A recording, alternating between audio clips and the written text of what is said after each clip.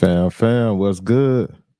This your boy Thou, FamOverTV. I appreciate everybody tapping into the channel, showing love, liking, sharing, commenting, subscribing. You know, all that good stuff. These videos are for entertainment purposes only. We got another good one today. You know what I'm saying? Make sure y'all hit that like button for me. Make sure you subscribe if you haven't subscribed yet. Matter of fact, I'm going to start it off with that Epstein thing, but appreciate everybody on the channel, man. Like each and every one of y'all for showing the support, showing love.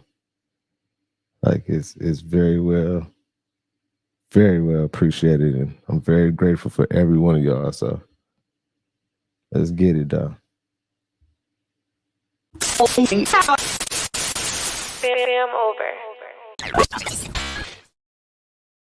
Years into the future. In 1943, an experiment called the Philadelphia Project was conducted in the attempt to use Einstein's unified field theory to make the USS Eldridge invisible. However, things went wrong, and the warship started phasing in and out of time. A survivor, Albalek, and his brother Duncan jumped overboard for safety. When they awoke, they found themselves being treated in a hospital for radiation burns in the year 2137, where he reported that a climate catastrophe had already altered the world, and in the wake of World War III, the US is no more. Subsequently, he was pulled further into the future to the year 2749, where he lived for 2 years, reporting yet again that there was peace on Earth, as everyone lived in mobile floating cities, controlled by a super AI robot. He was then pulled back to his original timeline, where he eventually worked on the Montauk Project. But even though the government has disavowed him, the question we should be asking is,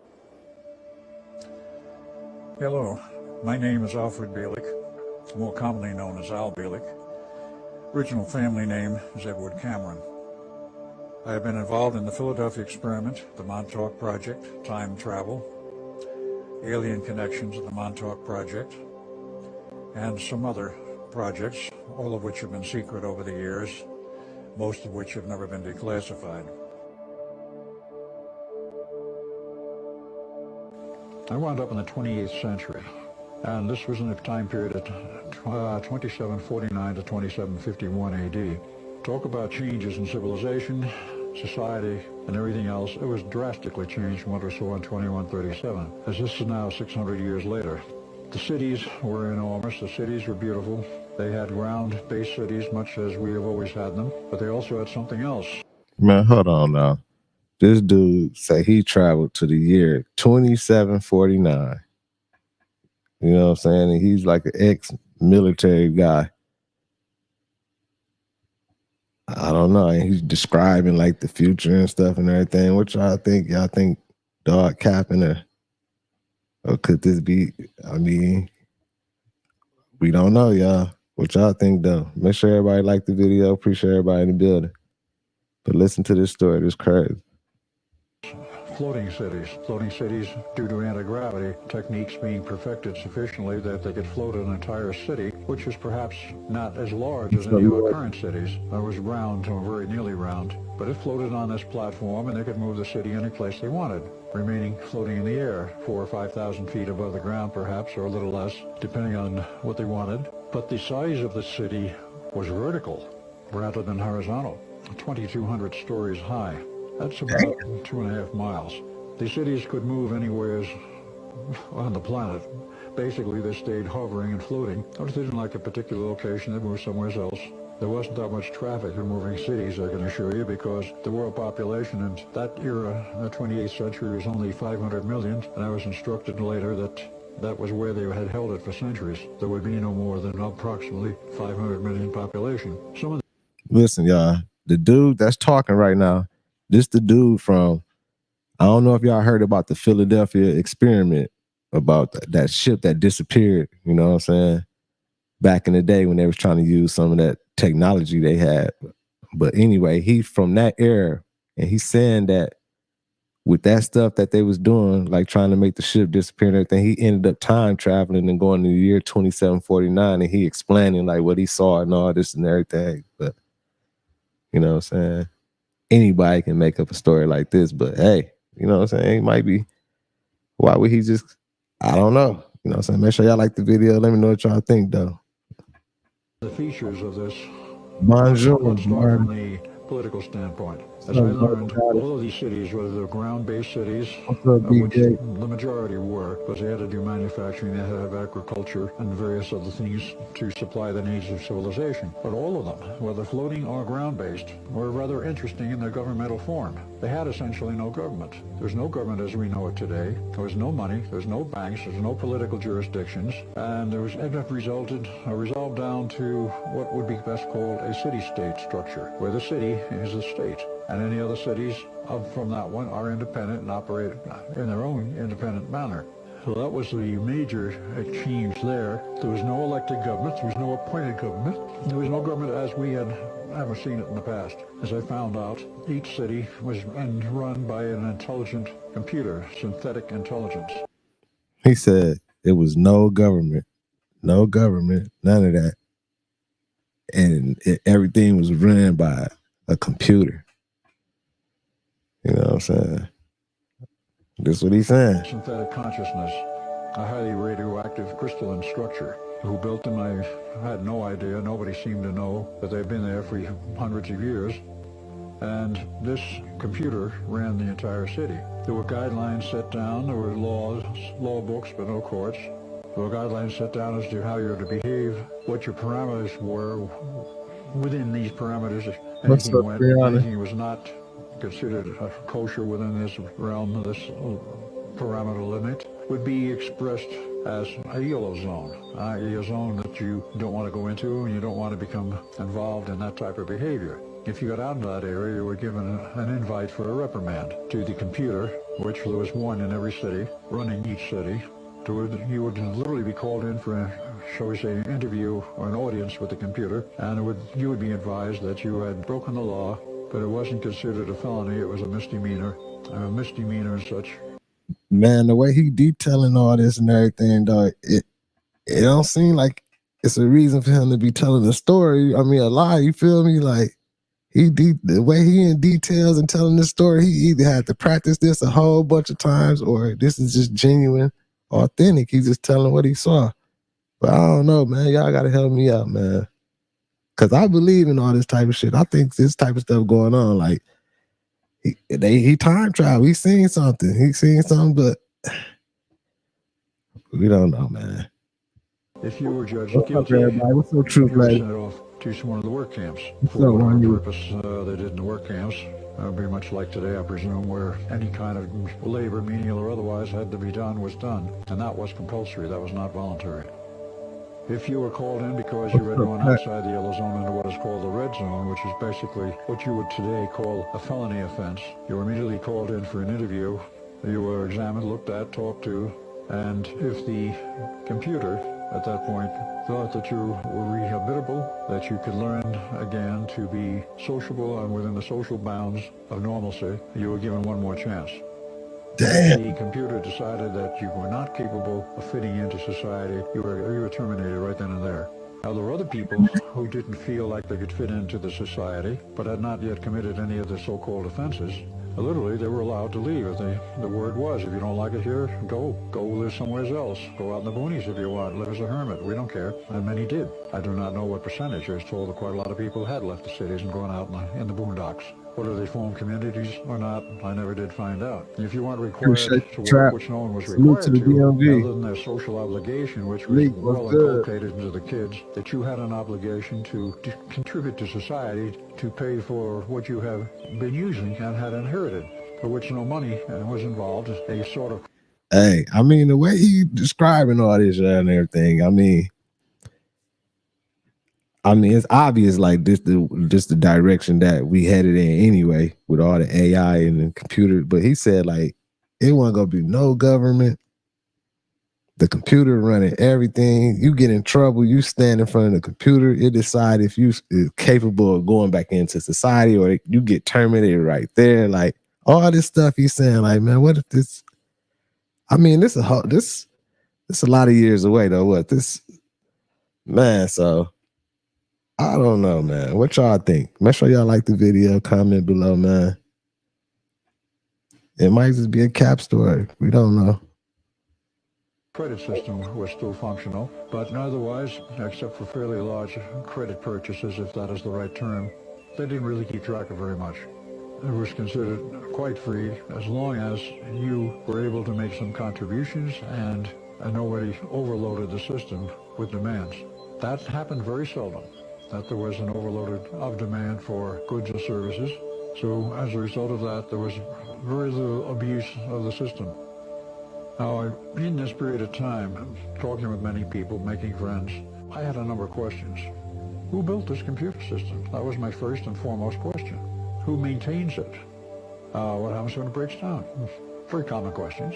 No common answer, and very much uncommon answers. First question about the cities, who built them, who maintains them, who maintains the computers, was rather hard to answer and get an answer to. No one really knew much about the history of the construction of the city or how it ran, other than the computer, and you couldn't request an interview. You couldn't request to go in and ask questions.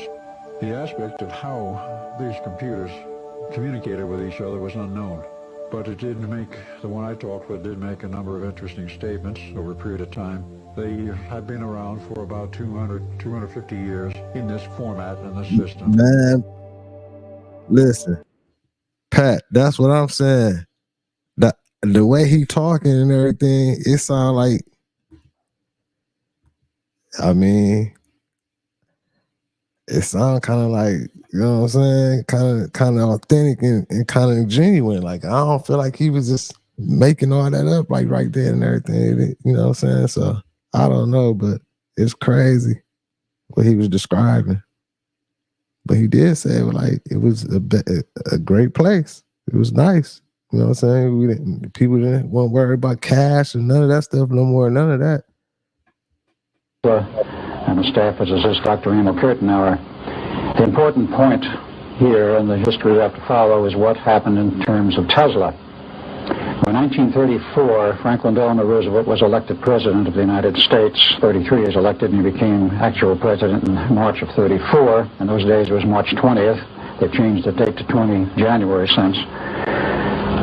And when he was in office, he invited his old friend Nikola Tesla down to Washington, as they had known each other since 1917, exchanging amenities, and President Roosevelt asking Tesla, well, what have you been up to? What have you been doing? And of course, the president already knew about the ongoing work on Project Invisibility, but there were other things Tesla had been into which were exchanged. And among other things, Tesla mentioned the fact that he had been in communication with extraterrestrials. Now, this very much intrigued the president, who, unknown to the general public, was very much interested in metaphysics and rather abstruse matters.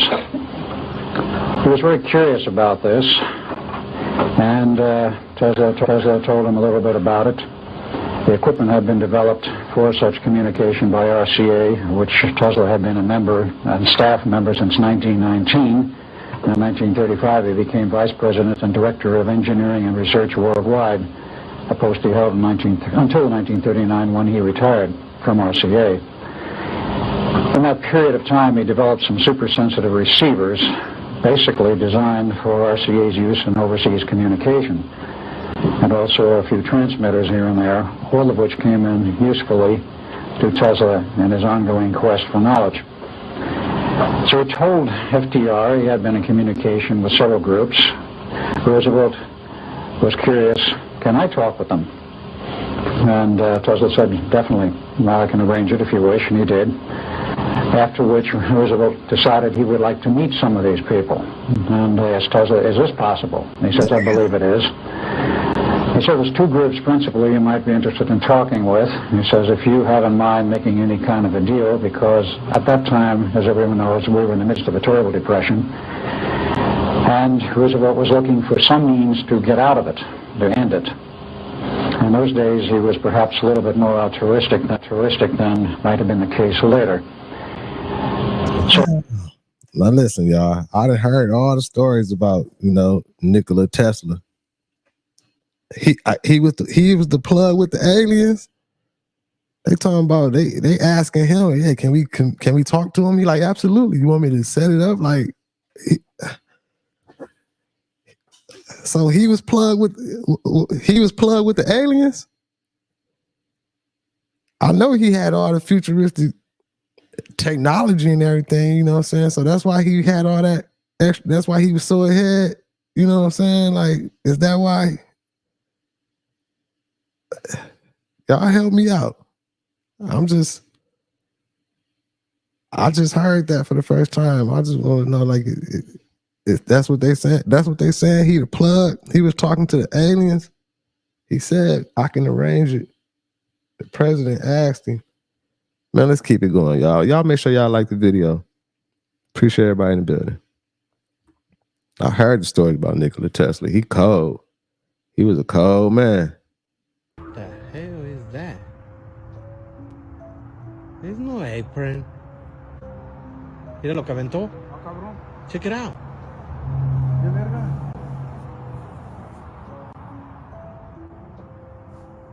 What is that? Damn, he passed away lonely and broke. He ain't had no money. Primero al revés. Para adelante. ¿Está despejado ya? Sí, güey. Se está camuflajeando, güey. Look at that, y'all. That's crazy. What is that? Guys.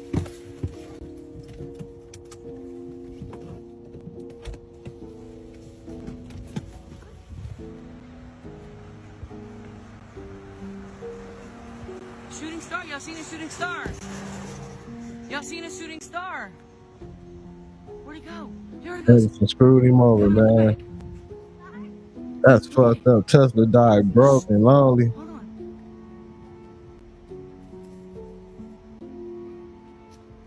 It's disappearing.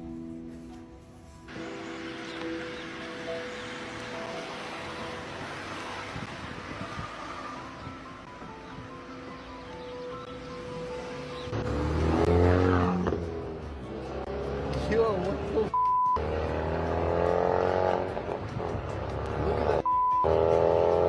The pilot who captured this was flying at about 30,000 feet. They were flying a jetliner over top of Colombia. And so he got out his iPhone and he started recording it. When they captured it, they saw it out in the distance. They were like, what is that? When he zoomed in on the picture, that's what they saw. Yo, look at that. Look at everybody in the highway right now. Damn. Let me see it. I don't know, bro. Mira, ni idea. I mean, no se mueve de ahí. Man, that's crazy.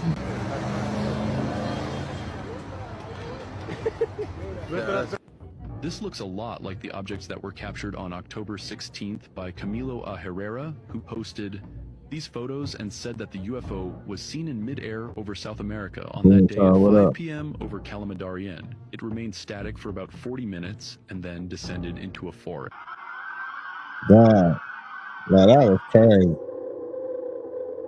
Listen, man, they keep on putting this alien blurred out Miami video of the stadium in here, man. I'm tired of seeing this, man. I don't know what this is. They keep on showing this big old shadow and everything. Like,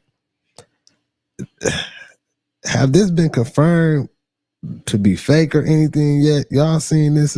Like, why they keep using this? I'm tired of seeing this shit, man. They don't want to bring it out.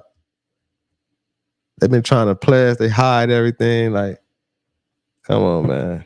Quit showing us this good nonsense. We got this shit.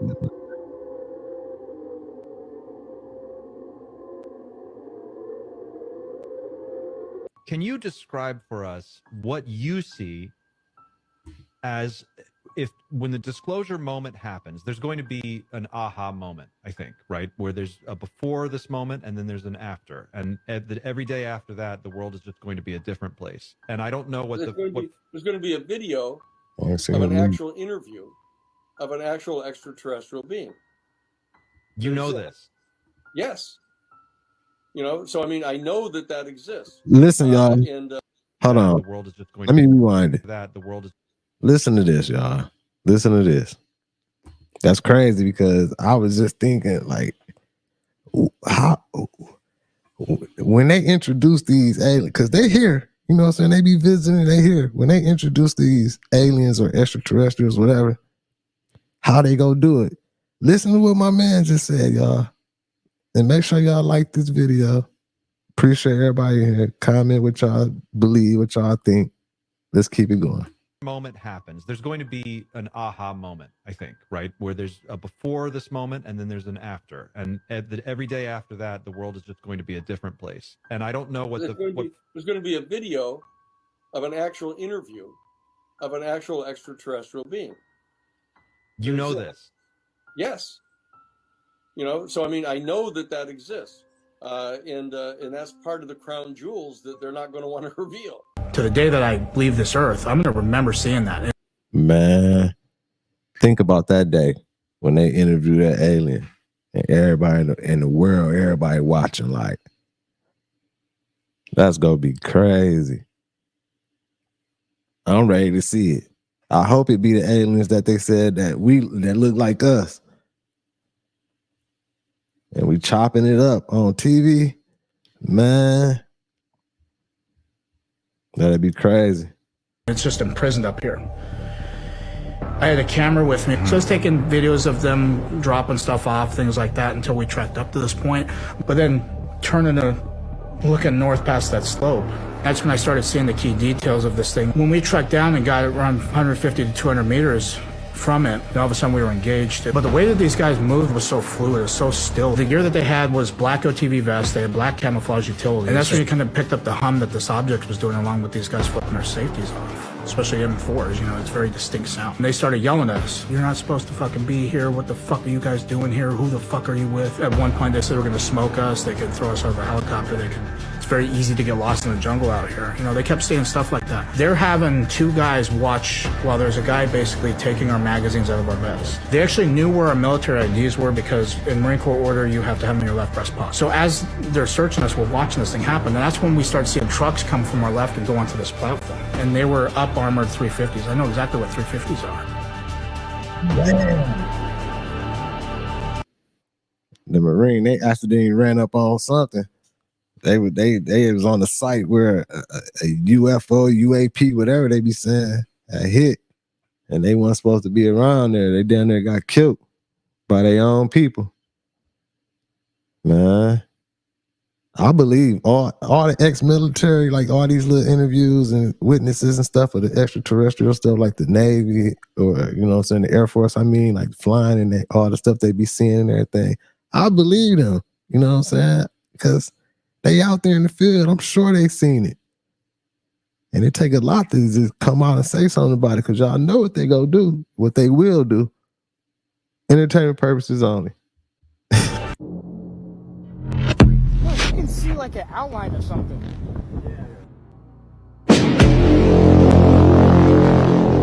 What is this shit? Now it's not showing up in my camera.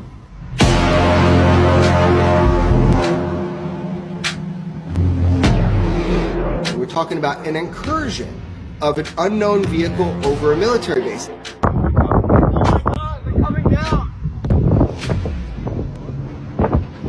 Please tell me this is the end of the world.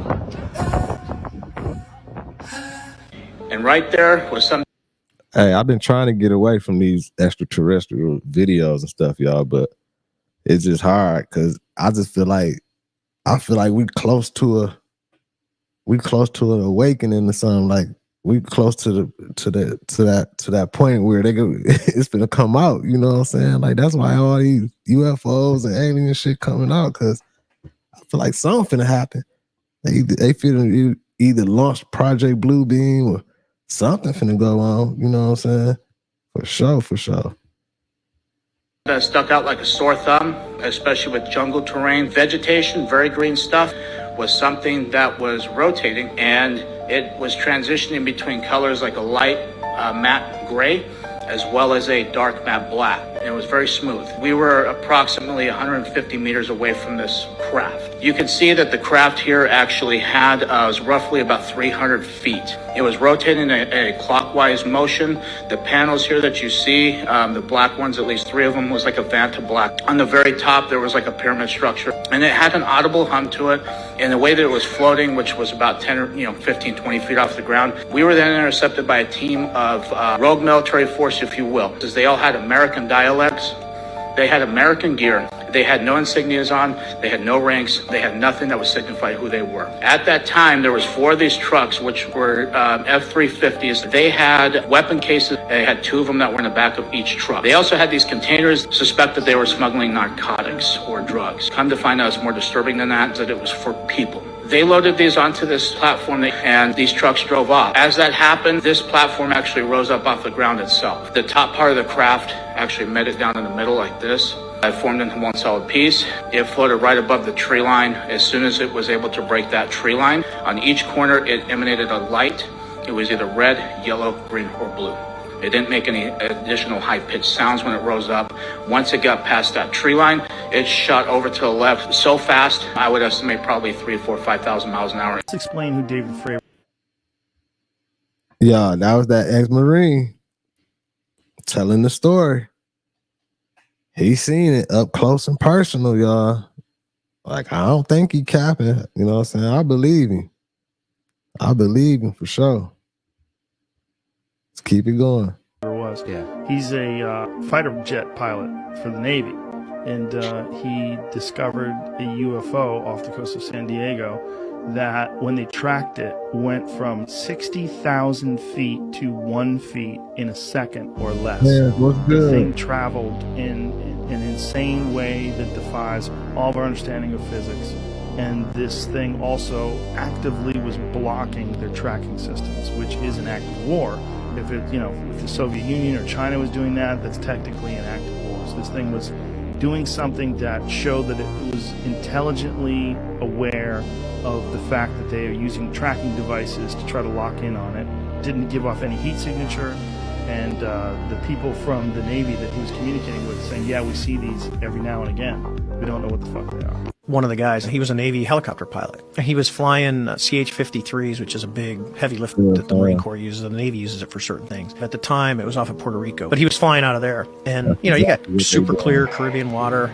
And they have these things, they're called BQMs. They fly around, and then when they're all done, they blow ballast, and this thing will come to the surface and float, and then they go pick them up, and then they can extract all the data out of them. He said the first time they're out and they're going to pick up this BQM. He says he's going on there, and they're getting this thing hooked up, and as he's looking down, because they're 50 feet above the water, he sees kind of this dark mass coming up from the depths. And he's looking at this thing going, what the hell is that? And then it just goes back down underwater. Not too long later, a few months later, he's out and he's picking up a torpedo. They hook the diver up on the winch, and they're lowering him in, and as he's looking down, he sees this big object coming up from the depths, and he starts screaming, tell him to pull the diver up, and the diver's like a few feet from the water. The torpedo just got sucked down underwater, and the object just descended back down into the depths, and they never recovered the torpedo. Jesus.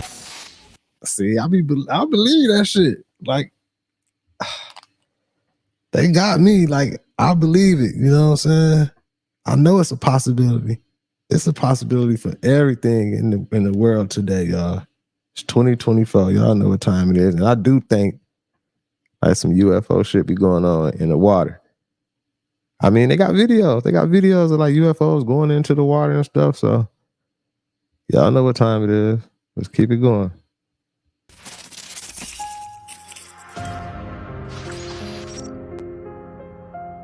Even the mainstream media is admitting now these UFOs are real. Our military's been encountering them.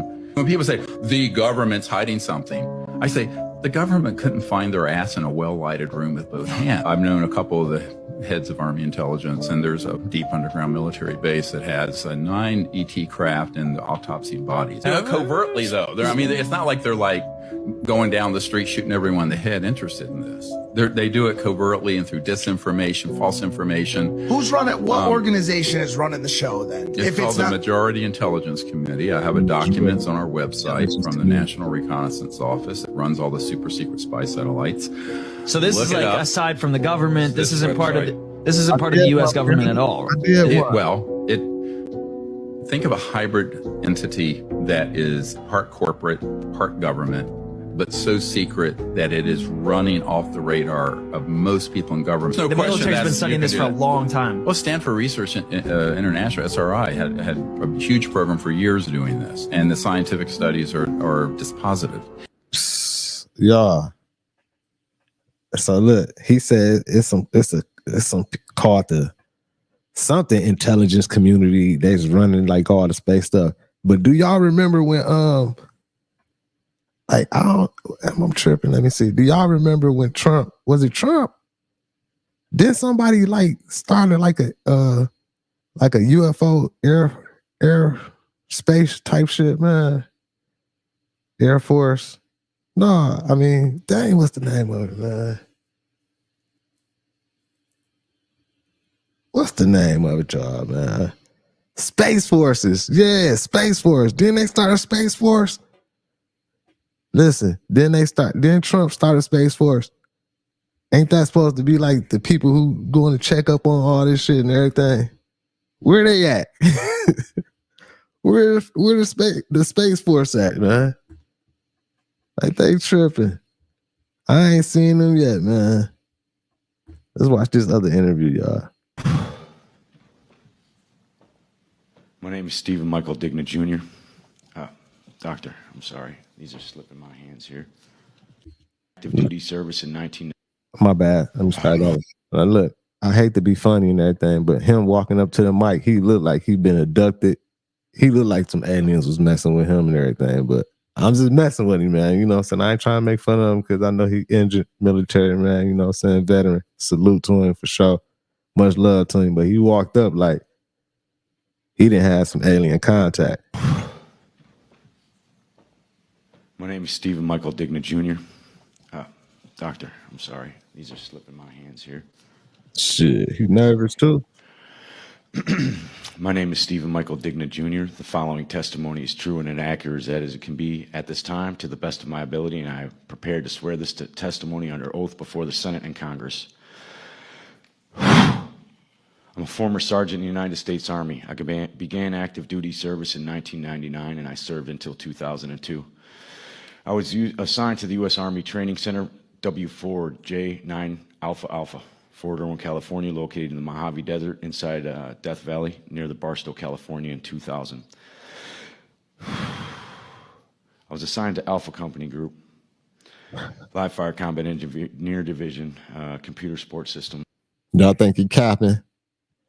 Anarchy said he capping, man. He said he looking down because he lying to us and everything. You think he like a plant?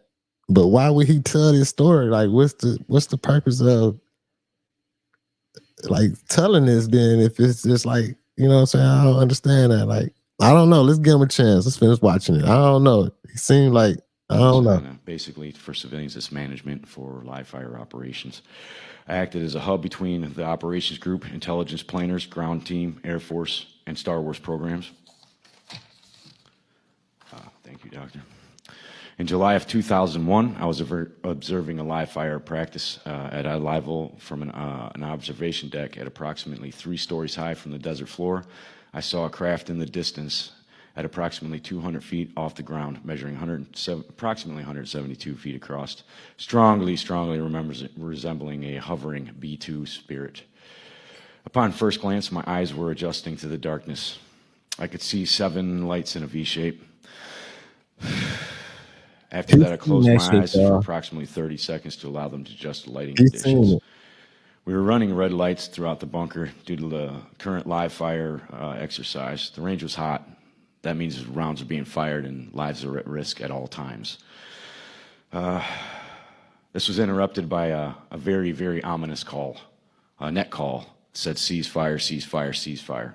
It came from one of our observer controllers on the ground. There was about 27 teams out there.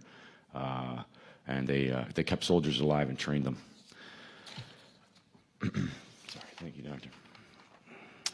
Once my eyes adjusted, I could make out the general shape of the craft. There were 2 men from Raytheon present. I pulled out my night vision goggles to get a better look at the craft. It appeared to be generating 7 lights along its wings and underbelly. I noticed another smaller craft oriented on the right side and at the same height as the first craft, approximately 75 feet to 100 yards to its right. The second craft was jet black, V-shaped, pointed towards the first craft. This craft had equally joined, spaced, rectangular sections forming the hull. The craft had a gimbal rack that deployed from the bottom of the craft. Approximately 5 to 6 holographic lights, holographic emitting lights were pointed directly at the first craft. That was my assumption. due to the fact that they were displaying a strange color within my MVG goggles. Anyone that knows the old school, circa 2000 MVGs, they don't emit color. They give you green, grays, and blacks. I was seeing colors within my night vision goggles. This was not normal. And it was my assumption that perhaps this was a hologram being projected from the other craft. I can't confirm that. However, that was my assessment at the time and my suspicion at the time. I wanted to throw a baseball at it, but I didn't have one, just to see if it was tangible and solid. The second craft was jet black, V-shaped. Oh, I'm sorry, jumped a little space here. Thank you for the bullets, Raven. The craft and the gimbal rack were deployed from the bottom of the craft and approximately 5 or 6 lights. Sorry, Dr. Greer. Guys, I goofed up, and that's a part of the brain injury suffered during the explosion on the live fire range. One of the two men on the observation deck from Raytheon noticed the night vision goggles I had. He went from chattering cheerfully. They were pretty relaxed. They'd seen these before. It wasn't abnormal to them. He looked at me with a very, very severe look of disapproval and anger that I had. At that point, they both went calmly inside, probably a little bit angry, and it felt like as though I had crossed the line. I took another look with my night vision goggles. The reason this event was not reported was due to the... Hey, yeah, I don't know, man. Like,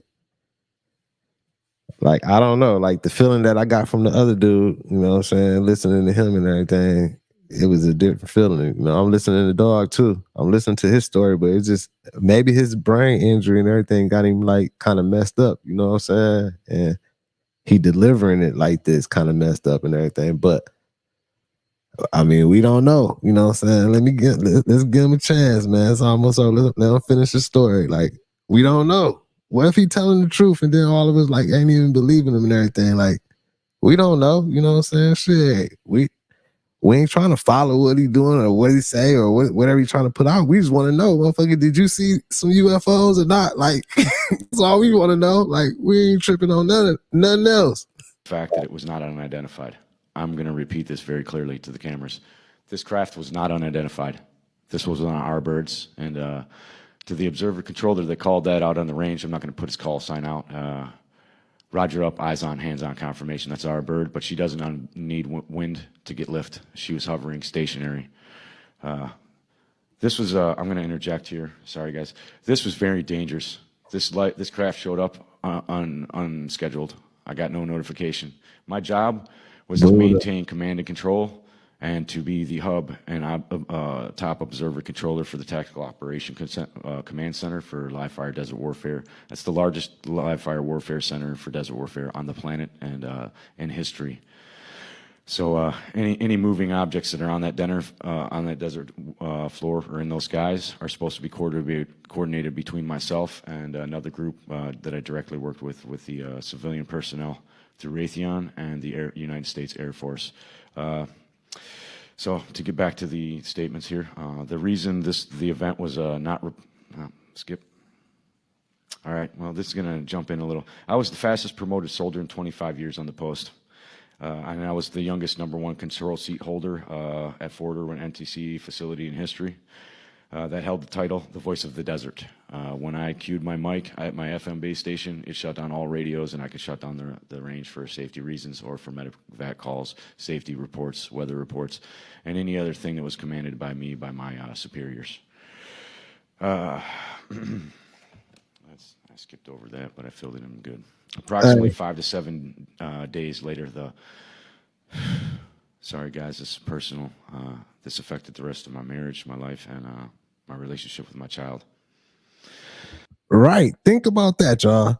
Think about that. Think about that, y'all. Think about this man coming out telling us this story. Think about him like telling his wife and kids or whatever, telling his wife like, baby, what he saw and everything, and she not believing him, but he telling the truth. You know what I'm saying? And or maybe she did believe him, but most likely he said it affected his marriage and all that, so she must didn't believe him. Think about that, man. And what if it really happened to him? Think like It's plenty of people that go through that too. Probably done seen some shit, telling they significant other and they don't believe them and messing up their whole relationship and everything when dog really was telling the truth. And it's crazy, but at least he getting this, shit, the story getting out. I hope the truth come around for him to be proven, and you know what I'm saying? So his wife can be like, damn, he was telling the truth.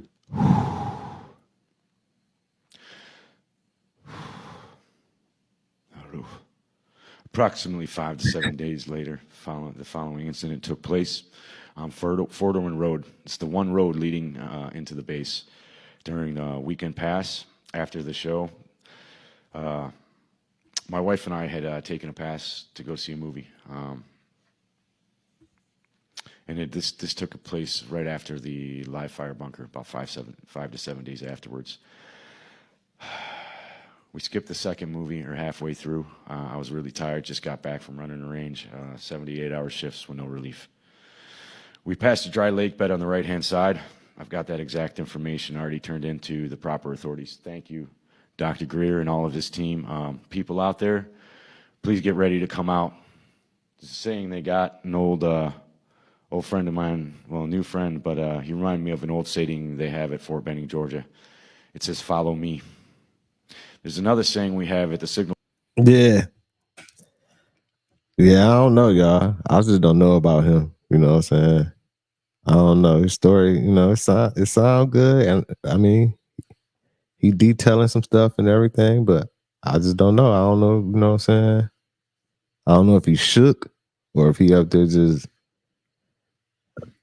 can't deliver it the right way. Excuse me. I don't know, y'all. I don't know. Make sure y'all like the video. Let's keep it going.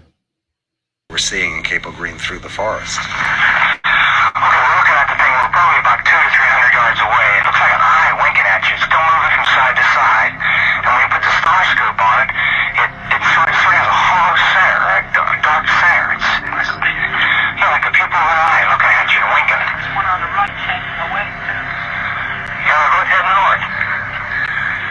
Okay, here he comes from the south. He's coming toward us now. Now we're observing what appears to be a beam coming down to the ground. This is unreal.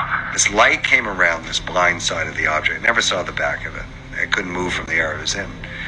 And inside the light were these, the light diminished in brightness. It was a foot off the ground, and there were, well, you'd only describe. See shit like this, I believe. Y'all just heard the radio. He on the radio describing, they on there scared, like, man, you know what I'm saying? And you know what I'm saying? This is ex-Air Force soldier telling this story. Like, I believe this. I believe it already off the gate. You know what I'm saying? They got radio audio to support it too. Like, Described as children at that time. I wasn't the only one that did it. Some other people said I thought these were children. And they had 4.5 feet tall, above the ground, very bright, translucent at points. You couldn't see the lower extremities, but you could clearly see the face, and it wasn't human. But it seemed like it was either a projection, or it was separate from us, or it was protected from us. It was, but it was alive. There was no doubt in my mind the way these things moved, the upper extremities. There was a noise behind us at one point, and the arms on one of these three beings raised almost like this in a defensive posture. It had some kind of equipment around its belt, all three of them. And I mean, it sounds like a B science fiction movie. I mean, it just does, but there they were. They weren't from here at all.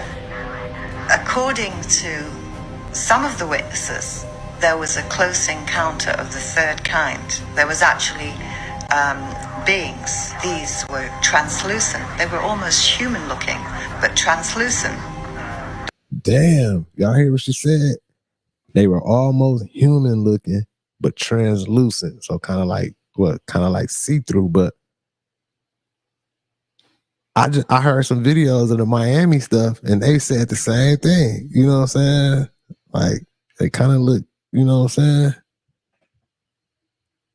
And it's two different events, two different times and everything.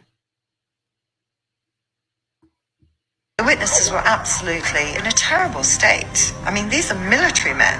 We see strange strobe-like flashes to the rather sporadic, but there's definitely something, some kind of phenomenon. 305. We approach these things. There's been misstatements over the years that there was communication with sign language and all this, like close in the movies. It wasn't. It was definitely a visual standoff. A very uncomfortable one, so it looked, with this phenomenon.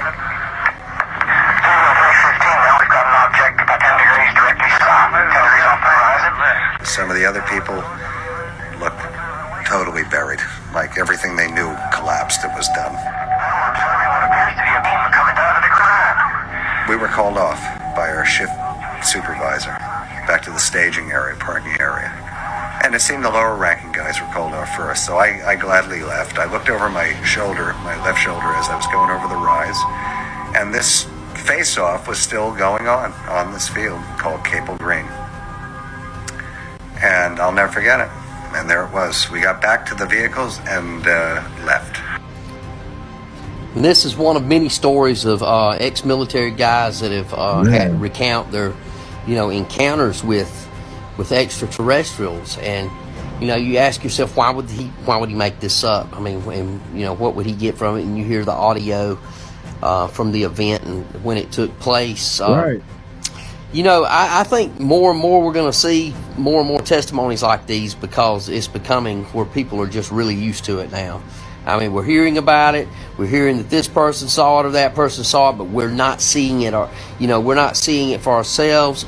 And we're asking, hey, when are they just going to come forward, show everybody at the same time, show them something, show them some footage, show them some pictures. That way, you've got some visual evidence. And even though you're going to have everybody still doubting it, and they're going to say, well, they showed it to us, so it must be fake. You know what I mean? Right. It's always going to be somebody that think it's fake, even if it's real. You know what I'm saying? Like, it might be real. Like, you know what I'm saying? Like our homie Anarchy, you know what I'm saying? I hate to call you out, Anarchy, you know what I'm saying? You say everything made up. But what if some of this stuff ain't made up? Anarchy, what if it's real? And they put it right in front of your face, and you still like, man, no, man, they made that up, man. You know what I'm saying? So some be real, man. You know what I'm saying? You know, I'm the biggest conspiracy theorist I know. Hey, I'm up there with you, man. I believe it. I think some of this stuff be real, man. It just go over our heads. You feel me? Just keep it going, y'all. Y'all make sure y'all like the video. I appreciate everybody in the building. Much love to everybody. The government did it, so it's got to be fake. So you're not going to win. Yeah, the whole thing. You're not. Until you see it for yourself up close, you're not going to believe it. A lot of people are not, and it's because we've been lied to, and there's been so many lies told to us for so long. But I definitely believe this story, and I believe this ex-soldier, and you can tell me, do you believe it, or do you think he's just making another story up? Right. Drunk ex-military exposed Area 51 about aliens. I had a neighbor, he was some drunk former military guy, and one day we were talking about just nothing, and he had told me that he used to work out of Area 51, and so I was like, oh yeah, haven't seen the aliens, what do they look like, blah blah blah, yada yada. And he would never ever tell me nothing. You couldn't pry anything out of him. But one night we had a power outage, and like the whole neighborhood was black. You couldn't see anything. So the night sky was like really dark. You could see like a lot of the stars because there was no outside light to drown out the stars. He was real stinking drunk. I remember this guy used to drink like a half gallon of whiskey every 3 days. So we're just talking and bullshitting, and out of nowhere he goes, hey, you see Orion's belt? And I was like, no, I don't know what the hell it looks like. He goes, yeah, up there. He goes, you see Orion's belt? He goes, you see how you see 2 stars that are straight, very, very parallel to each other, and then there's a little star that's slightly adjacent and off to the left. And I said, yeah, I see it, whatever. And he goes, the bad aliens live on that adjacent star. And I looked at him and I'm like, okay, yeah, sure, whatever. And he goes, yeah, no, he goes, I'm serious. He goes, the two stars, that's where the good aliens live. The bad aliens live on that other star. And he said the good aliens look like the traditional grays that we see on, in magazines, on the internet, with the big head, the big eyes, they're really small and gray. He said the bad aliens are brown colored, very tall, and they smell. Huh? Are we the bad aliens? He said we the tall brown ones. He said, and they smell. Man, some of these stories be crazy, but hey, it is what it is, y'all. But damn. I didn't know what the hell he was talking about. So I'm like, yeah, sure. And then I'm like, because I didn't really believe in UFOs then. But he goes, I said, if there's really aliens, I said, how do their UFOs, like, how are they able to travel from that star all the way over here? Because, we're dealing with, rocket engines and stuff like that. And he said that, the UFOs, they basically run on electricity that's created out of nothing. I think he said space.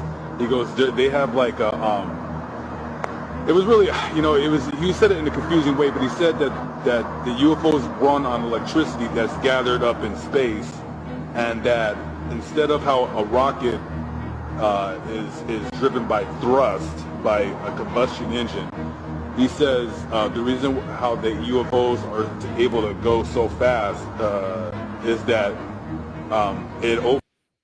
Man, that story right there, crazy, y'all. You know what I'm saying? This extraterrestrial stuff, crazy, y'all. Make sure y'all like the video. We gonna keep it going. I got some more videos. Couple more, y'all. Couple more. Y'all hang in there with me. Let's finish watching these, man. Y'all stay in there with me, man. Want to hear this, but they want to hear it will keep you awake at night. I mean, if you have children like I do. Coming to my mind right now is remote viewing. Yes. Is that involved in this? But in a very high-tech way, technologically. This where when you start experimenting with and reverse engineering an extraterrestrial vehicle, their communication systems are not based on the speed of light like our cell phones, right, or video. They're based on this understanding of the cosmos because they've lived for millennia in that understanding. Technologies that interface with directed thought. I call it technology-assisted consciousness, and consciousness that... Hey, he look like he can be, you know what I'm saying, half and half alien, half human. You know what I'm saying? But let's listen to him, man. That's the homie. Let's listen to him. Technology, so they can interface bioelectric field and thought, and they navigate the spacecraft at the speed of thought versus the speed of light. Yeah. But think about why that's so important. If you're from the Andromeda galaxy, which is 2.5 million light years from here, at the speed of light, your cell phone, it would take 2.5 million years for a signal to get there, and another 2.5 million years for them to answer, and you hear it. It's 5 million years. There are certain technological thresholds you have to have crossed if you're an extraterrestrial interstellar civilization. And physicists have estimated that the volume of space in a coffee mug has enough potential energy to boil off all the oceans of the world. Tesla called it the infinite energy field. But as soon as you step into the reality, the three-dimensional reality of these UAPs and UFOs, you immediately begin talking to people, and this is what happened to me in the early 90s, to people who know the physics of the energy systems, because these things are not using oil, gas, coal. Man, y'all think Stephen Greer, y'all think he a plant? Y'all think he a reptilian or something? Or I like Stephen Greer, but he do definitely give me like a little alien vibe. You feel me? I don't know, but And he be kicking some real stuff sometimes. So I don't think he, you know what I'm saying? I don't know if he had planned or not, you know what I'm saying? But he be kicking some real stuff, man. Let's keep it going. Make sure y'all like the video. Appreciate all y'all in here, man. Let's keep it going. Cold nuclear, what have you. They approached me, and this is the fall of '93, just before I briefed CIA Director Woolsey. And they said, look, you don't need to be talking. They knew all about this meeting that was going to happen. And you don't need to be talking to the president and the CIA director about this. They don't know anything, and they're not going to know anything. If you want to know, you talk to us. We're the WFO. We're the work for other contractors. We're the people who are working on these technologies and doing the technology transfer. And then they were trying to convince me to side with what they were doing. Right, he's still alive. So I said, this is a corrupt enterprise. And then he offered that, he says, you're a doctor, you can take out as many credit cards as you want. We'll zero them out each month because we run the supercomputers that back up the entire banking system. And we can get an infinite amount of money through certain techniques. The man. damn, I ain't know that. My bad by stopping it, y'all, but it's good reptilians and it's bad ones. I was thinking like the reptilians are all bad. Like if you're a reptilian, you bad, man. You on some bullshit, but it's some good reptilians.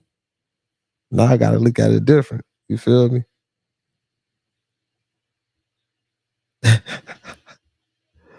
Okay.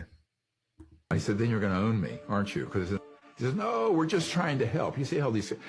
This is an absolutely true story. He put me under sodium pentothal lie detector. Now, if you look at quantum entanglement and the concepts of the universe being a holographic conscious entity, which it is, then you start talking about not just material, but you're also talking about other dimensions that are at refined levels of frequencies and vibration. But it's not like it's some distant place. It's folded with zoom in on it. The entire image would be in there, and zoom in again. It's holographic. The cosmos is this conscious quantum hologram, and so there are many, many, many dimensions. Damn. Needs to check out Dr. Greer's Encounter of a Fifth Kind and all of his documentaries. This man has been doing his work and his research and actually getting all of the information from the people that's actually been at these sites, the actual soldiers that witnessed these aircrafts that's been flying in them, that had been around them when they were developing them. They actually came to this guy and told him all the truth, because it's a lot for somebody to keep in so much information, and there's nobody that they could talk to that would actually believe it. So right, to get some of this stuff off their chest, because what they've been doing is basically working for these elites that are doing dark, nefarious things, and they wanted to let somebody else know that's actually into doing good for the humanity, for people, for mankind, for the planet, and expose what they're doing. Like you said, the 0 point energy is energy that's accessible by anyone. And once we learn to tap into it, which they have already, and a lot of other people have figured it out, like Tesla, that you can power cities, you can power states, countries. Damn, I wish I could tap into that. I need to figure it out, y'all. We got to figure something out, man. We definitely got to figure something out for sure. Man. Because I'm pretty sure it's some people out here that's tapping into that energy that know exactly how to do it. Countries with natural energy sources without polluting the air and polluting the environment. But in fact, these beings, they rather pollute your environment than pollute your air, because it's like they say this terminology in America, it's like killing two birds with one stone, is when you get to charge the people for bad energy and also poison them with it as you go. That's why when you look around, there's so many industrial power plants and factories everywhere, by major cities, by towns, by neighborhoods. Like, why are they right there by your town and your neighborhood? And then you see that smog going up into the air, like Jersey City and all these different areas around New York, PA, Jersey, and different states. They all got these power plants that they used to, it's not just to power your city and your town, it's literally to pollute it. And they use the so-called power plants as a excuse, as a ploy to tell you that it's actually to power your neighborhood and your towns and your city, but in fact, it's really to pollute it and poison it, because the stuff they let off into the air poisons the air, and it also poisons the water. So it poisons your drinking water, and it poisons the air you breathe in. It's all on purpose, because they know that that 0 point energy exists, because they actually tapped into it by having communication with extraterrestrials, and they taught them how to use it, and they reverse engineer these crafts to figure out how it works. And Amanda, they what's keep all good? this stuff to themselves so that they don't let you know how advanced the technology is. So you're just oblivious to it, that there's higher dimensional beings around us, and they always been around us. And once you tap into your higher consciousness, you start to see it for yourself that you don't need their permission. Like Dr. Gray says in his CE5, if you ever watch this guy videos, go on YouTube and look him up. He will show you this man actually contact extraterrestrial. I've seen plenty of videos. They actually come to him. When he reach out to them, he got videos to prove it, that they actually show up in the video. The ships show up, the orbs, and actually beings will manifest outside of the ship, and you'll see them in full form, floating around in the air above him and his group. And it's not just him. He takes people on these excursions with him to like Mount Shasta and different parts of the country where they meditate. And once they meditate, they tap into their higher self. And this is when the being basically have a connection with them. When you're in your higher state of mind, your higher consciousness, they actually communicate with them. And then that way they, he asks them nicely. He doesn't command them. He asks them and he shows them where he's at, and they actually show up for him. And I'm going to tell you, I have the same encounters with these beings, in the sense of like in their ships. I usually see them often. I've been documenting so many videos of having encounters of tons of ships, thousands of them over Jersey, all over, just showing up. Whenever I think about them and I give them thanks and show them gratitude, they will show up. And that's how it is, man. Once you show them gratitude and be thankful and not be commanding and demanding, because you're not commanding them. They're just showing up because they have love for you. They have love for us, and they're one with us. They're us and we're them. So show respect, love, and gratitude, and meditate, and you'll surprise yourself by tapping into. Hey, he's talking some stuff. You know what I'm saying? I definitely believe, you know what I'm saying, it's something we can tap into. We could tap into some powers that we never ever tapped into, but I definitely believe you have to be on that vibration, you know what I'm saying, that wavelength. Definitely. So, it's crazy, man. I want to watch this Epstein video too. Hold on, y'all. Gotta start meditating. Let me see what this dude talking about. Hold on 1 second. You crest this hill. Yep. You look down into the valley. Yep. And there's a clearing. There's a clearing with a UAP. Yes. Just sitting there. Hovering. Rotating clockwise. Yep. Okay, that's the same dude talking about that when they ran up on that UAP, and then it was like some more government people there or whatever, and pulled out the guns and all that shit and everything. I want to check out this other one. Hold on, y'all. See what Jeffrey Epstein talking about.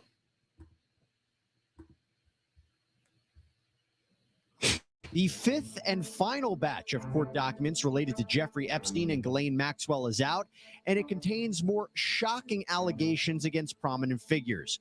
We have what you need to know about this last release, where we go from here. Welcome to Sidebar, presented by Law and Crime. I'm Jesse Weber. Well, this may be it. The final batch of court documents have been released, over 215 documents. Now, as a reminder, all of this legal paperwork in the Jeffrey Epstein case, it is being released thanks to New York Judge Loretta Preska, because she decided back in December that documents related to a defamation lawsuit filed against Epstein's madam, accomplice, Ghislaine Maxwell, this was filed by Epstein accuser Virginia Giuffre, that all of this could be unsealed and made public, with most John and Jane Does to be identified. Now, of course, Jeffrey Epstein was the financier and sex offender who pled guilty to state sex crimes charges back in 2008 in Florida under a very controversial non-prosecution deal that saw him avoid facing more severe charges. But as we know, he was rearrested years later on federal sex trafficking charges. And while he was awaiting trial, he apparently killed himself in his New York jail cell in 2019. Maxwell, his accomplice, was convicted of sex trafficking in 2021, and she's currently serving a 20-year prison sentence. Now, Virginia Giuffre, formerly Virginia Roberts, she had filed this defamation suit against Maxwell in 2015 for statements that were made by Maxwell questioning Giuffre's claims of abuse. The case was settled out of court, but there were still huge amounts of court filings that the media outlets wanted access to, right? Transparency. Now, to be clear, I say this all the time, not everybody named in these documents is accused or guilty of nefarious or criminal activity or knew what was going on. They could be former employees, victims, associates, or just even people mentioned in passing during deposition testimony. Right. That's what I said, y'all. Now, what do we know? We know that more than 1,000 pages of documents have been released over the last week and a half, 2 weeks. But now, included in that list is a sworn deposition with Epstein himself in 2016. Now, what did he say? Maybe not surprisingly, he repeatedly invoked his Fifth Amendment right, protecting himself from self-incrimination. Not that surprising. Now, a lawyer for Giuffre had asked Epstein repeatedly about all the accusations against him, about whether or not Giuffre had these sexual encounters with powerful men like Prince Andrew, the Duke of York, even kind of minor things about his cell phone number. But the lawyer also wanted to know if there was any attempt to blackmail these men. Epstein said the word fifth more than 500 times in this deposition. So he didn't give them anything. He even refused to acknowledge that he knew Ghislaine Maxwell at all. Now, we've told you before here on Sidebar about Giuffre's accusations against Prince Andrew. She claims that she was forced to have sex with him despite being underage. Prince Andrew has always maintained that he didn't even know Giuffre, despite there seemingly being a photo with her with Maxwell in the background. But let's talk about Giuffre's 2016 deposition. There's a lot to talk about here. So this was released in the latest batch of documents. And first, she claims that she was paid $10,000 to $15,000 for one sexual encounter with Prince. She also explained that she had been paid $160,000 by a media organization for articles and the photograph of her with Prince Andrew.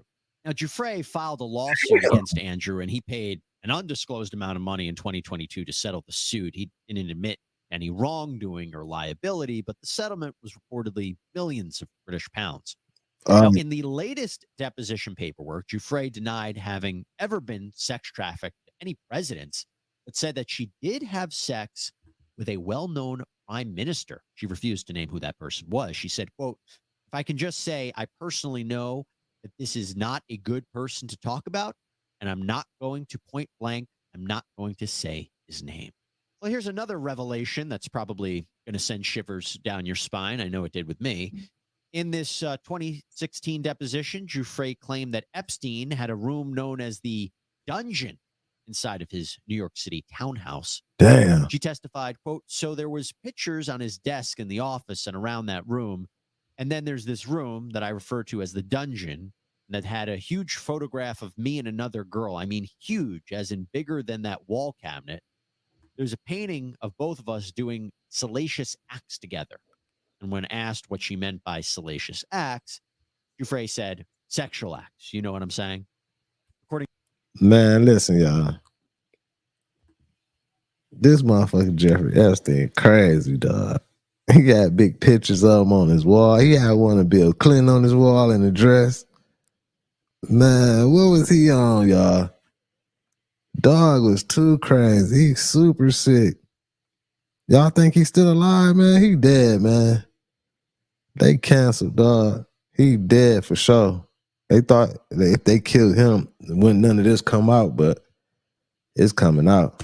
to Giuffre, there were also nude photos of victims all over Epstein's properties, including Little St. James Island, a home in Palm Beach, Florida, his Manhattan townhouse, his New Mexico ranch. She said, to the best of her knowledge, guests to the properties really wouldn't be able to miss these photographs. For example, Giuffre claimed that in Epstein's Palm Beach home, there were at least 50 photographs on the hallway table right as you walk into the house through the front door. Sticking with Giuffre's deposition, Now let's talk about Gwendolyn Beck. So according to Giuffre, Gwendolyn Beck, the ex-girlfriend of New Jersey Senator Bob Menendez, often participated in orgies with Jeffrey Epstein and underage girls. Yeah, in that 2016 deposition, Giuffre was shown a list of names and asked which one she was not trafficked to when she was a teenager. She replied, Gwendolyn Beck. I wasn't trafficked to her. She was just part of some of the trafficking. And when an attorney asked what that involvement was, Giuffre replied that Beck was involved in some of the orgies along with Epstein. Now, Beck has been connected with Epstein before. That's not new. There were photographs of them. Man, if y'all still think Jeffrey Epstein alive, man, y'all too conspiracy theorists out for me. You know what I'm saying? Y'all know he gone. You know he gone, man. Y'all know he out of here. They try to make it seem like he did that. No, they got him out of here. I'm trying to tell y'all, he gone. That boy gone, man. He ain't nowhere. I'm sure he had a lot of money, and he might be. It was a possibility he can be hiding somewhere, but I doubt that, man. I don't think he alive, man. I think he out of here, man. Together at events, but it's our understanding. And he was too freaky. They was doing too much freaky shit. I don't understand these people. Y'all rich, y'all got money, these grown men. Why do y'all want these little girls? Like, I don't even understand how is you even getting what is going on? And all these people participating in this and everything. Like, man, what's up, man? Orgies and shit with little girls and man. That this is the first time she has been accused of any wrongdoing publicly. By the way, Beck actually ran for Congress in 2014. It was unsuccessful, but Epstein made a donation of more than $12,000 to that campaign. At the time, she told a Virginia media outlet that she accepted the donation out of, quote, forgiveness. Remember, at this point in time, Epstein had already been convicted of soliciting a minor for prostitution. She said at the time that she hadn't spoken with Epstein personally in years. Beck said, quote, during my years at Morgan Stanley, I managed a portion of the investment funds and knew him personally. While the press has tagged him as a man of mystery because they can't explain how he made his money, it's mostly a combination of real estate and complex derivatives. At the time, he had a girlfriend he was very close to and was a hardworking, thoughtful man. I think he went off the deep when she left and got involved in very bad behaviors, which he sought therapy for and paid his time in jail. Now, at the time of this recording, I will tell you that Beck has not commented yet on these latest allegations. Billionaire Les Wexner, founder of L Brands, that founded the business empire that owns Victoria's Secret and Bath and Body Works. He was mentioned again in this final document dump. We've mentioned him before in previous sidebar recordings, but in this latest document dump, Giuffre says that she was trafficked to Les Wexner for sex multiple times and that he, quote, participated in sex with minors. She claims Maxwell instructed her to wear outfits like lingerie for Wexner. And that is something, by the way, that Maxwell categorically denied in her deposition. Giuffre seemed to suggest that she and Wexner had a sexual tryst with Epstein associate Sarah Kellen, too. Giuffre said in the deposition that she planned to sue Les Wexner. She said, quote, I wanted to see him come forward. I wanted justice to happen. I wanted him to own up for his wrongs. Now, Epstein was Wexner's personal finance manager for years. Wexner has previously denied all wrongdoing. Man, all these old motherfuckers was doing this, like, what the fuck? Like, there's like a community of them. What they be, like, how can you even, how? Like, what is going on? Like, how did this even get to be so big and with these prominent rich folks and everything? Like, man, what's wrong with y'all? Like, y'all got all this paper and everything. How do it even get to the point that you tell one of your homies, like, hey, man, I got a couple little girls, you know what I'm saying? Look, a couple 8, 9-year-old, 10-year-olds or whatever for us, you know what I'm saying? And he agreed, like, yeah, what's up, man? Yeah, man. Like, man, what is y'all doing? Come on, dog. Apologized for his association with the convicted sex offender. And in fact, an attorney named Brad Edwards, who had represented Giuffre at one point, said that he had doubts about his client's claims about Les Wexner, saying that Wexner's denial about knowing what Epstein was up to was very likely to be true. Mr. Edwards said, quote, we have not seen where he is in the company of Jeffrey Epstein at the time when he was engaging in these things. In fact, it's very seldom that many of the victims actually even met him or saw him. I do know that there's a lot of business ties to him, but other than receiving information about their business connection, I don't have any information to believe otherwise. And by the way, And I seen you literally say, "Oh man, always like young girls." Like, I'm a. Let me help you out right there. Older man, like they might like younger woman. You know what I'm saying? You might see older man like some 20-something-year-old or something, 20-something-year-old. But what I'm talking about is these motherfuckers old as hell. They like girls. I'm talking about 12, 14, 13-year-olds. Like not grown, not they like the ones that still got to get their parents to sign off. And how do they get these young girls to go over there to the island with them if they so young? Like how? Like where's the parents? Like you just take a motherfucking little girl, 14, 15-year-old to the island, her parents don't say nothing? Or did they sign off, or did they pay the parents? Or man, this shit crazy.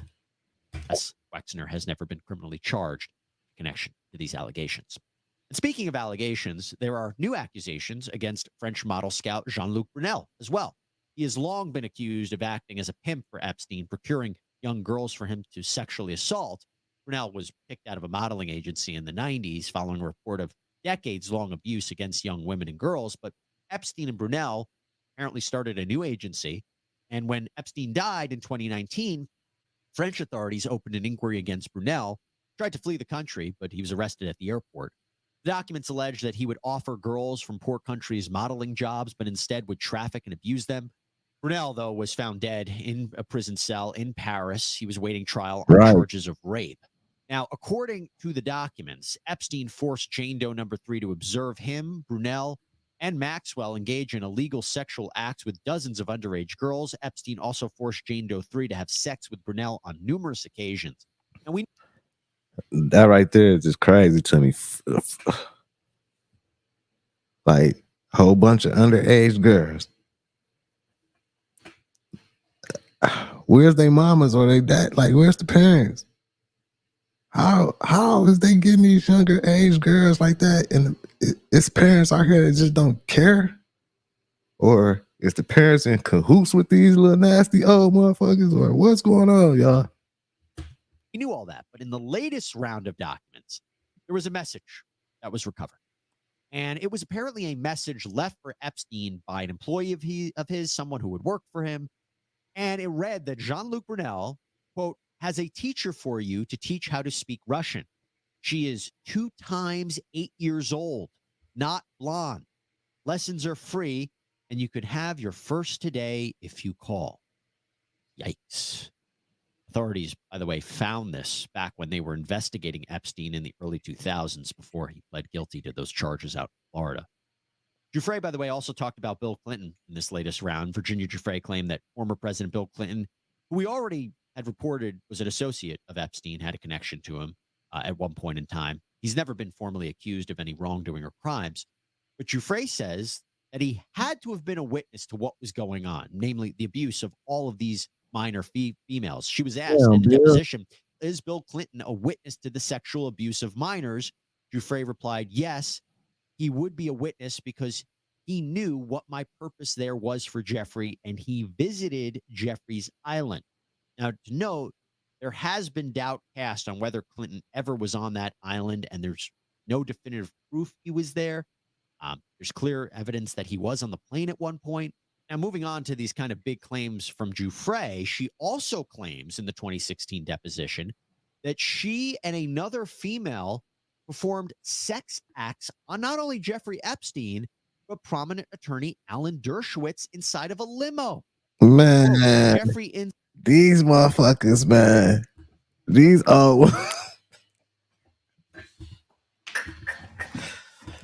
man, and I'm sorry to be laughing, but I'm just making it a little, you know what I'm saying? I gotta make light of it because it's crazy, y'all.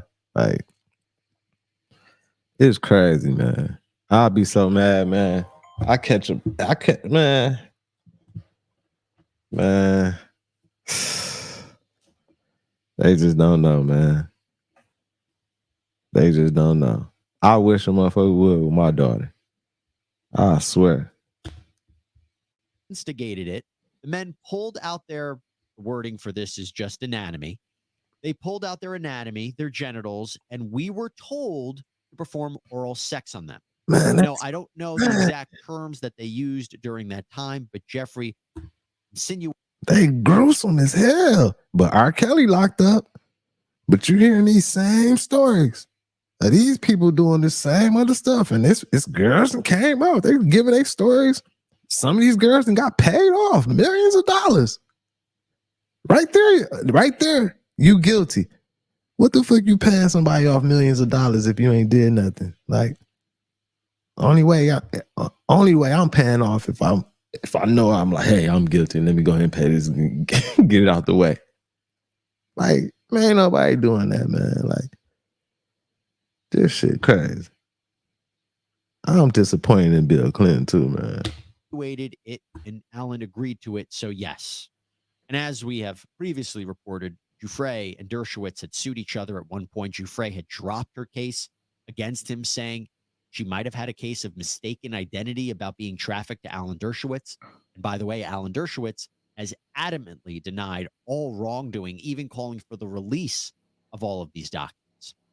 There's another interesting tidbit regarding Ghislaine Maxwell being deposed. So during a deposition in this lawsuit, an attorney asked Maxwell if she had approached an underage Virginia Giuffre at former President Donald Trump's home in Palm Beach County, Florida. Maxwell said, quote, first of all, we can all agree here, all of you sitting here, that the lies that you perpetrated in the press that she was 15, and we should all agree now that that is fake, a lie that was perpetrated between all of you to make the story more exciting. Can we agree on that? The lawyer replied, that is not my question. Maxwell replied, can we agree she was not the age she said? You put that in the press. That is obviously, manifestly, absolutely, totally a lie.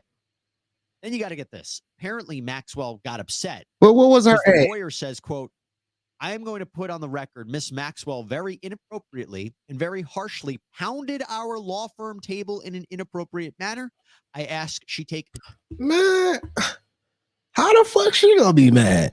Like, how you go pound the table and be mad because they asking you questions and shit, and y'all trafficking little girls and everything? Like, was she? Y'all put the wrong age. Was she 15? She probably was 16, or it might have changed by 1 year or 2 years or something. Man, who knows? But they was young, and even if they was of age, y'all still was doing some grimy, sneaky trafficking.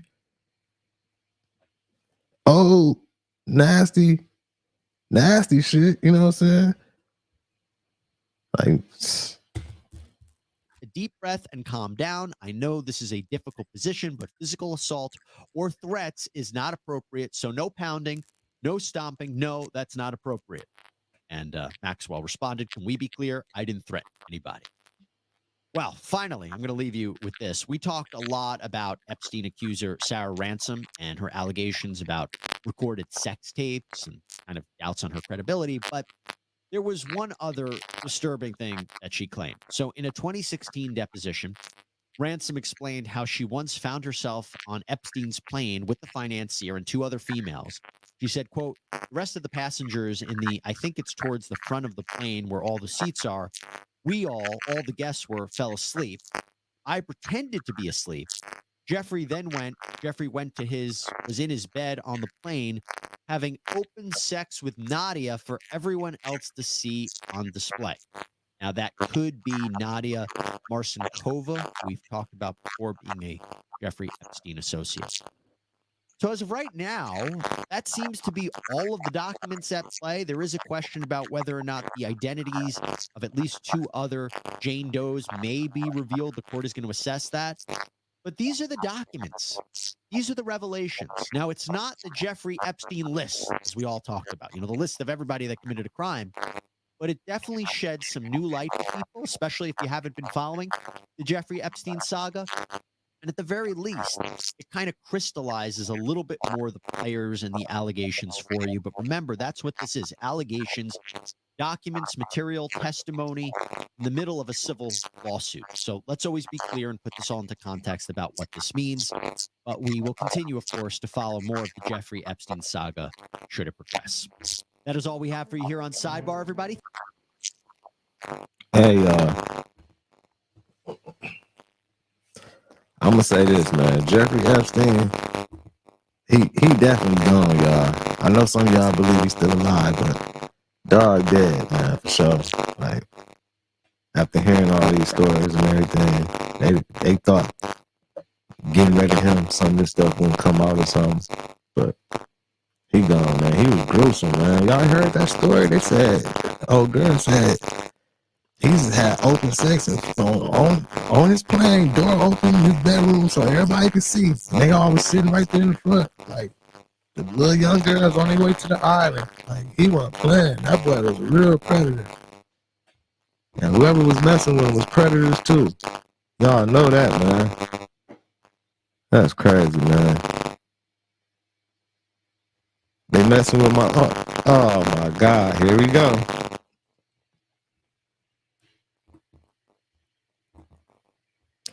Appreciate everybody who tapped in today, y'all. Y'all know what time it is. I gotta get out of here, man. And messing with the audio. See y'all in a minute, man. Peace. Fam over.